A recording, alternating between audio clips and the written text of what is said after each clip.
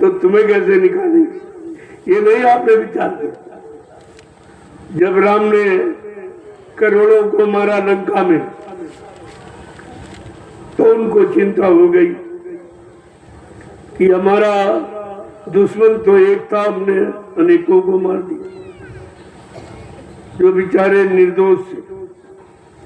जब ये हत्या उनके सिर पर बैठी तो कह रही तुमने बहुत गलत किया।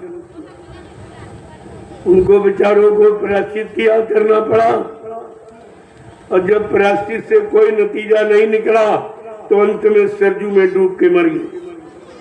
ये आत्महत्या है। तुम कहते हो भगवान तुम्हारा आत्महत्या करके पृथ्वी में चला गया, तो तुम्हें कैसे निकालेगा? जो तुम 4,84 लाख नरकों की योनियों में जाने वाले कर्म कर रहे हो, तो तुम्हें कौन निकालेगा? तुम्हारा भगवान तो खुद ही नरक में चला है। उधर कृष्ण भगवान ने महाभारत करके करोड़ों को मरवा डाला। इतनी बड़ी हिंसा और हत्या, अगर एक आदमी मृत्युलोक में किसी आदमी को जान से मार दे तो 302 का मुल्जिम माना जाए। अब उसको प्राण दंड दिया जाता। इसने दूसरे के प्राण लिए हैं, बदले में इसको प्राणों की आहुति देनी पड़ेगी। ये नियम है आपके यहाँ। एक मारा तो 302 का मुल्जिम, जिसने करोड़ों मारे उसकी पूजा हो रही है। पहले विधान देखिए आप, ये मृत्युलोक का विधान है। जो जैसे कर्म करेगा वैसा फल उसको मिलेगा, चाहे अवतारी शक्तियां हो चाहे सांसारिक कोई भी। ये विधान यहाँ का। और विधान लिख के रखा कि कर्म प्रधान विश्व रची राखा, और जो जस कारी ये तो तस फल चाखा। भगवान राम ने खुद कहा, मैंने कर्मों के विधान से सारी सृष्टि की रचना की। जो जैसा कर्म करेगा मैं वैसा ही फल दूंगा। एक दूसरे से अदला बदली नहीं, ना मैं नष्ट कर सकता, न खत्म, और ना अदला बदली कर सकता। अच्छे का अच्छा, बुरे का बुरा, दोनों का परिणाम अलग अलग होता। ये नहीं आपने पुण्य कर दिया तो पाप खत्म हो जाए, ऐसा नहीं बता। और आगे लिख के बताया, कोई शंका में न रह जाए कि तुम्हारे कर्मों की सजा को यहाँ कोई माफ कर सकता। कि काल ने मैं तिन कर भ्राता, अशुभ आसु मैं कर्म फल दाता। क्या कह रहे हैं भगवान? स्पष्ट बता रहे भाई, शंका में मत रहना। मैं महाकाल के हुक्म से आया हूं। भगवान क्या कह रहा? मैं महाकाल के हुक्म से आया हूं, मैं सत्पुरुष के हुक्म से नहीं आया हूं। साफ साफ कह रहा, मैं काल के हुक्म से, वो भी महाकाल के हुक्म से, इस काल नगरी में काल रूप धर के आया हूं।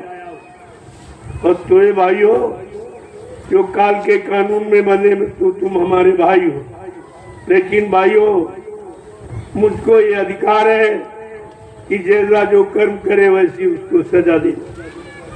मैं तुम्हारे बुरे पाप कर्मों को क्षमा नहीं कर सकता हूँ, ये अधिकार मुझको नहीं। ना माफी दे सकता हूँ, ना अदला बदली कर सकता हूँ, ना इनको नष्ट कर सकता हूँ। ये मुझ में अधिकार नहीं है। मैं इसकी सजा दूंगा, अच्छे की अच्छी और बुरे की। अब बताइए, तुमने भगवान की बात नहीं मानी?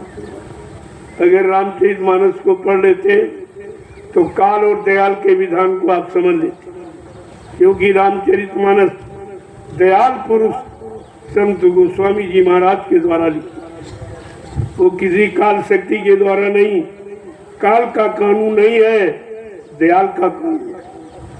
लेकिन तुमने उस दृष्टि से पढ़ा ही नहीं, और लोगों ने उस दृष्टि से आपको बताया भी नहीं। वो तो अपनी स्वार्थ दृष्टि से कि किसी तरह से तुमको बहका समझा के तुम्हारे जेब की रकम अपने हाथ में ले, तुम्हारे घर का धन अपने पास, अपना घर बना ले, तुमको गरीब कर। ये योजना है काल की। काल के जीवों को तुम्हारे साथ लगा दिया और वो काल के कार्यों में फंसाकर तुमको एकदम गरीब कंगाल बनाते चले जा रहे। अपना रईस बन गए, तुम कंगाल हो गए और तुमने अपनी बुद्धि नहीं दौड़ाई कि ये हमारा धन ले रहा है, हमको बदले में कुछ नहीं दे रहा, केवल किताब सुना रहा और किताब भी अपने घर ले जा रहा और पैसा भी ले जा रहा, सामान भी ले जा रहा। फिर तुमको क्या मिला? सुनाने वाले ने तो सब कुछ ले लिया, लेकिन ऐसे सुनने वाले तुम्हें क्या दिया? और आज तक तुम इस पर विचार नहीं कर पाए। और ये आज भी व्यापार हो रहा। ये अध्यात्म व्यापार नहीं है। अध्यात्म मानव सुधार के लिए, जीवात्माओं के उद्धार के लिए, अध्यात्म व्यापार के लिए नहीं है। लोगों ने व्यापार का रास्ता बना रखा और संत महापुरुष उस व्यापार से आपको बचाना चाहते हैं, आपको निकालना चाहते हैं, लेकिन तुम उनकी सुनते ही नहीं।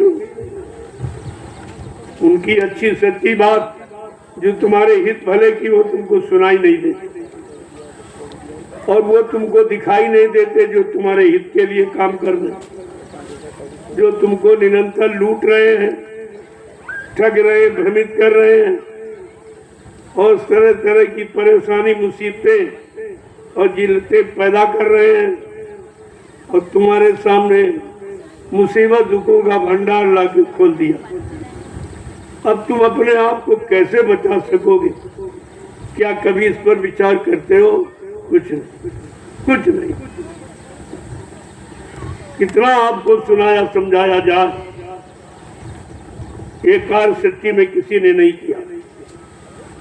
जो उनके पास गया, काल शक्तियों के पास, उन्होंने देखा कि धन दौलत वाला है, मोटी रकम लेके आया तो फट से कुछ किताब सुना दी और ले लिया। तुमने ये भी नहीं पूछा, चलो पैसा ले लिया हो तो किताब ही दे दो हमको, फिर जरूरत पड़ेगी तो घर में पढ़ लूंगा। तो किताब भी नहीं दी, किताब भी ले ली और पैसा भी ले लिया। और तुम बुद्धिहीन ये भी नहीं समझ पाए कि हमको तो कुछ मिला ही नहीं। जेब खाली हो गई, खाली लौट आया। अरे बाजार में जाते हो तो जेब खाली होता तो झोला तो सामान से भर जाता, तसल्ली हो जाती कि जेब खाली हुई लेकिन झोला तो भर गया। लेकिन इन दुकानों पर जाकर